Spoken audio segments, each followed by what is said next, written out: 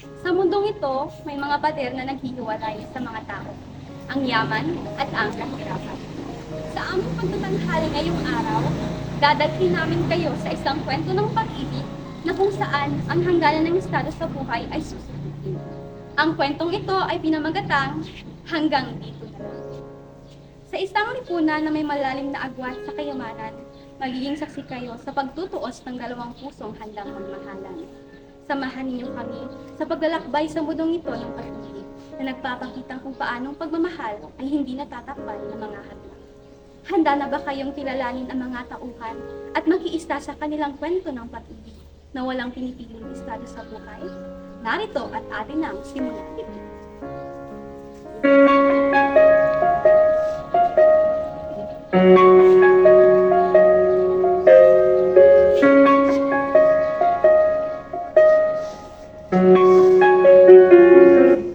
Sina Solomon at Olivia ay magkasintahan. Sila'y tunay at lubos na nagmamahalan sa kabila na magkaibang estado sa buhay. Si Solomon ay isang anak mayaman, samantalang si Olivia ay isang simpleng babaeng namumuhay na malayo sa karangyaan. Ngunit, sa kabila ng lahat, ito'y hindi naging hadlang para sila'y magkaibigan. Napakaganda mo talaga. Lagi ka na lang nagpipira ng ganito. Ngunit, sabi lamang ako. Ito nga yun. Wala na. Anong ibig sabihin ito? Mahal ko. Mahal mo pa. Maaari ko naman akong tumanggi. Mahal na kita. Oo, papakasalan kita, Solomon.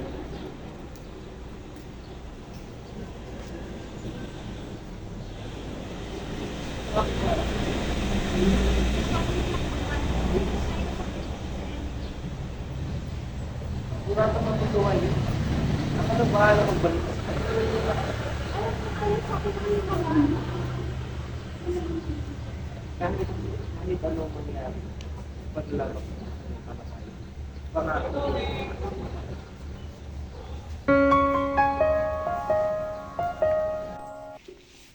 Pagkatapos ng kaganapan na iyon, umuwing masaya si Solomon sa kanilang mansyon.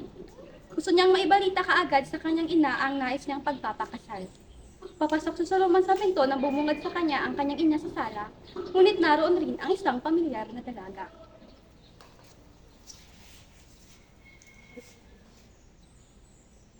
Mama, Mabuti naman at narito ka na, Ino. ba't narinig ko siya, Mama? Ino naman, binibisita ka niya, hindi ka pa nangungulila sa kanya? Hindi ka pa nangungulila sa dati mong iniiyakan? Mama, matagal na yun, Mama. Ino naman, batiin mo naman si Charlotte. Umuwi pa siya para makita ka. Kamusta siya? Mabuti naman, Mon. Tagat na, mangga. Labs ako ng ulila. Mama, tutungan na po ako sa akin.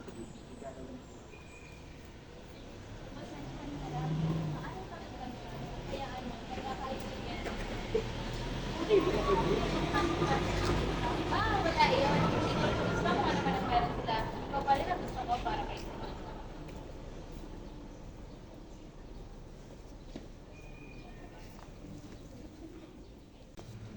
Si Charlotte ay ang dating kasintahan ni Solomon. Sila'y magkababata at nagkaibigan. Naging masaya ang kanilang relasyon, ngunit natapos iyon ng piliin ni Charlotte ang mga bagay na mas gusto niyang gawin. Sumama siya sa kanyang mga magulang at tumungo sa ibang bansa.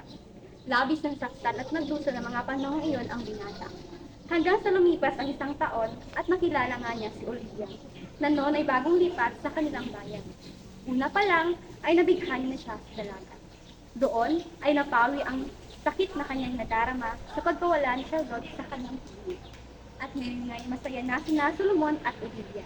Narito at ibabalita na ni Solomon sa kanyang mama ang planong pagpapakasal.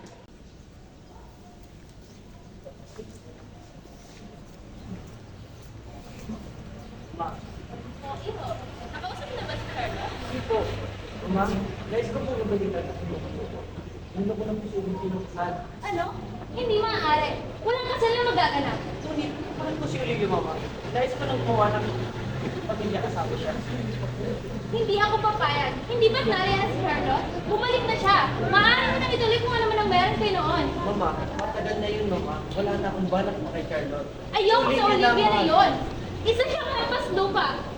Mabuting tao si Olivia at sa ayaw sa gusto niyo, tutuloy ko ang kasal. Hindi! Lila! Ano po yung gani? Pulutin mo ang mga yan. Ayusin mo! Isa ka pa! Mga hampas lupa! Hindi matanggap ni Doña Emily ang naging desisyon ng kanyang anak. Malaki ang pagtutol niya sa pag-iibigan ng dalawa, sapagkat ayaw niya sa mansirap na kagaya ni Olivia. Iniisip niyang pera lamang ang habol ng dalaga kay Solomon. Samantala, ibabalita naman ni Olivia sa kanyang pamilya ang tungkol sa kasal.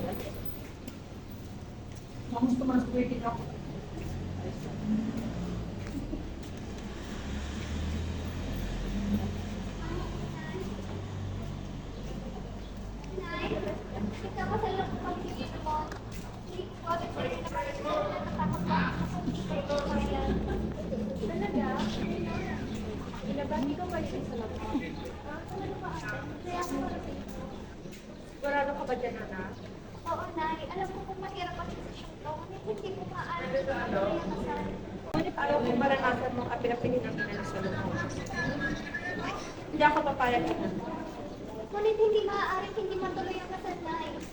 Anong ibig mong sabihin? Inay, nagdasa ng tao. Ako. Ano? Inay, nagkis po ako. Alam ba yan ni Solomon? Hindi ko. Hindi ko na napapansin si Inay. Takot po ako sa magiging reaction niya. Huwag kang matakot at matutuwain. Hindi ko pa kayo napipan. Bakit naman ako magagalit? Ako po yun. Nasa tamang edad na kayo. At kung alam mo na ang dapat mong gawin. Sabihin mo yan kay Solomon at ang magiging anak. Pumapayan mo po kayo sa kasal, Nay. Oo anak, basta maging malakas ka lang at maging matapat sa magiging anak. Kaya kami para sa inyo. Salamat. Natuwa ng lubos si Olivia sa naging tugon ng kanyang pamilya. Ngayon nasasabik na siyang ipagtapat kay Solomon ng kanyang pagdadalang tao. Tumungo siya sa bahay ng kasintahan upang ito'y sorpresahin. Ngunit sa kanyang pagdating, siya ang mukhang nasorpresa at nagulat sa nakita. Pagkaapak sa malaking bukas na pintuan ng mansyon, nakita niyang may babaeng kausap sa Solomon. Ito ay Charlotte. Ang dalawa ay magkatabi at masayang nagkukwentuhan. Sa kabilang banda ay napalingaw si Charlotte sa pintuan nang mapagtantong ito ay ang kasintahan ni Solomon. Sumandal siya sa binata para ipakita iyon kay Olivia. Lalong nagulat si Olivia at naligas sa kinatatayuan dahil sa nakita. Inalis ni Solomon ang pagkakasandal ni Charlotte, ngunit hindi na iyon nakita ni Olivia sapagkat sumulpot bigla si Doña Emily sa kanyang harapan. Anong ginagawa mo dito? Tita Emily, gusto ko po sana makausap si Solomon. Nagulat ka ba? Ayaw na sa'yo ng anak ko. Hindi totoo yan. Umalis ka na. Umalis na ang tunay na minamahal si Solomon. Nakita mo naman siguro kung sino ang tinutukoy. Hindi totoo yan. Mahal ako ni Solomon. Kailanman ay hindi ka minahal ni Solomon. At mas lalong hindi kita gusto para sa anak ko. Isa kang hampas pa. Kinasusuklaman ko kayong mga mahihirap. Kinasusuklaman kita. Wala akong intensyon sa kayamanan niyo. Mahal ko ang anak niyo. Buntis po ako. Akala mo ba maniniwala ako sa'yo? Hindi ako tanga. Sabi ka lang talaga sa pera ng anak ko. Kung ano ang ginagawa kong kwento. Sinabi mo, umalis ka na. Solomon! Olivia! Di ko alam Ikaw, ano ako, Charlotte? May anak tayo. Oo, may anak tayo. Ngunit kapag umalis ka dito ngayon, wala kang iba pang malayaman. Hindi ka siya makikilala pa.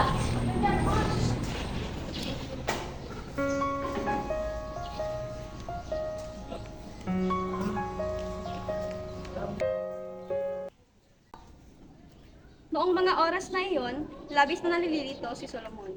Gustong-gusto niyang sundan ang kanyang minamahal na si Olivia. Nag-aalala siyang sa kung anong maaaring isipin ng kasintahan dahil sa nakita at kung bakit wala siyang nagawa para sundan ito. Gustuhin man niyang magpaliwanag ngunit wala siyang ibang pagpipilian kung hindi ay ang manatili sa mansyon. Ito ay para malaman ang tunay na impormasyon tungkol sa anak na sinasabi sa kanya ni Charlotte.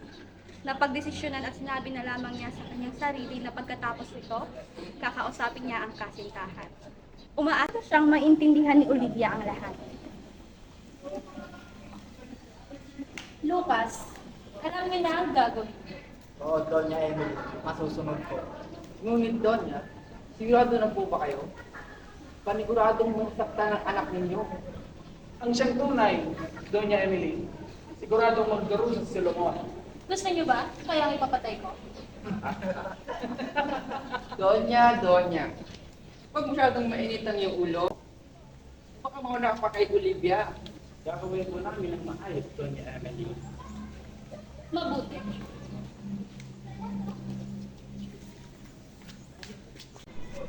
Nabuong masamang balak ni Doña Emily. Nais niyang ipapatay si Olivia sa kanyang mga tauhan. Para sa kanya, itong pinakamainam na gawin upang tuluyang mailayo sa kanyang anak ang dalaga. Labis na siyang pinamumunuan ng kasuklaman at pagtutol sa pag-iibigan ng dalawa. Kung kaya't ganito na lamang ang pumapasok sa kanyang isipan. Ngunit, magtatagumpay kaya sila sa kanilang mga binabalak? Samantala, may isang mahalagang bagay na natuklasan si Solomon. Paano mo nagawa yun sa akin? Nagsinungaling ka. Ang buong akala may anak talaga tayo. Nagawa ko makita yun. Mahal pa rin kita, Solomon. Pwede bang ako na lang ulit? Hindi, Charlotte. Ikaw ang una nang iwan.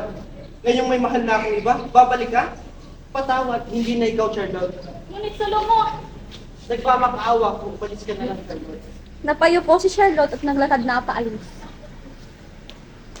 Maya-maya ay mayroong dumating na tawag sa telepono para kay Solomon.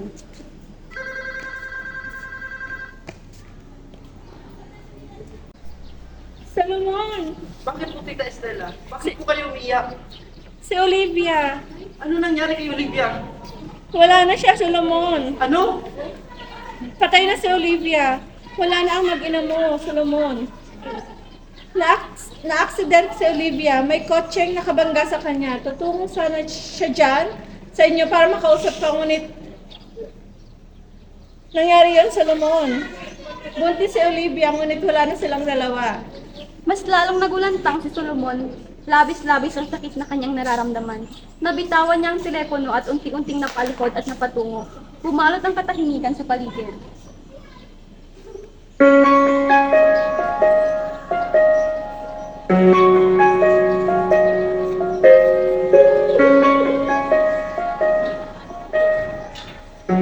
Ilang sandali ay napalingon siya sa isang gilid. Nakita niya ang isang kutsilyo at kinuha ito. Kung tama ba ito? Hiling sana kung upang maibigay. Nangako ako sa iyo, mahal ko. Ano pang silbi ng buhay ko kung wala ka na at ako? Sasamahan kayo sa kamatayan. Tumarap sa katawan ni Solomon ang kutsilyo. Sa huling pagkakataon at sa huling sandali ng kanyang pagtigil na hininga, sinambit niya ang mga salitang ito. Mahal kita, Olivia. Ang pangako ay pangako. Pipilitin kong kalimutan ka hanggang dito na lang pilit ko mang ipaglaban ating pagmamahalan. Ito'y baliwala sapagkat ako'y iniwan hanggang dito na lang ikaw itong nagpaalam. Alam kong hanggang dito na lang.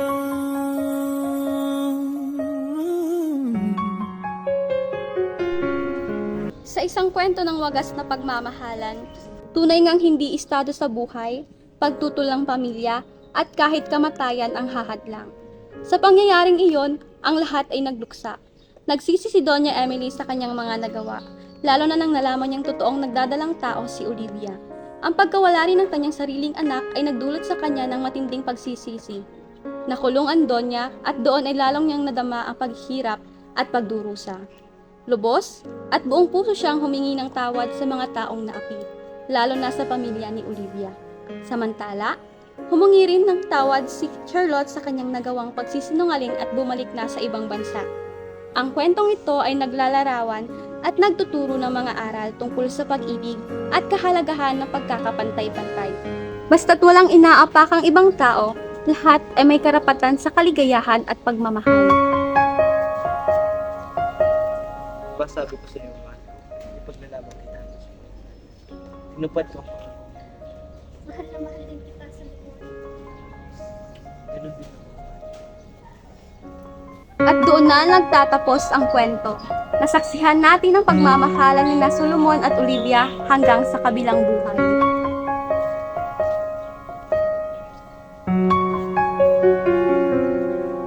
Hayaan ninyo akong ipakilala ang bawat tauhan sa dula-dulaang ito. Andrew Monreal bilang Gary. John Leonard Seriona bilang Marco. Manny Luzong bilang Gabriel. Valentin Lustado bilang Lucas. Elaine Durando bilang Ria. Maylene Milano bilang Arya.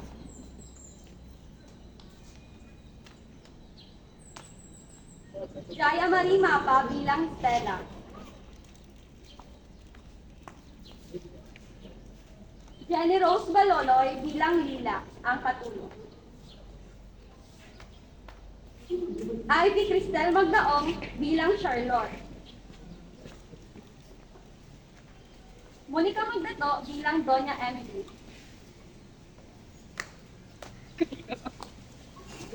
At Maggie Riba bilang Olivia.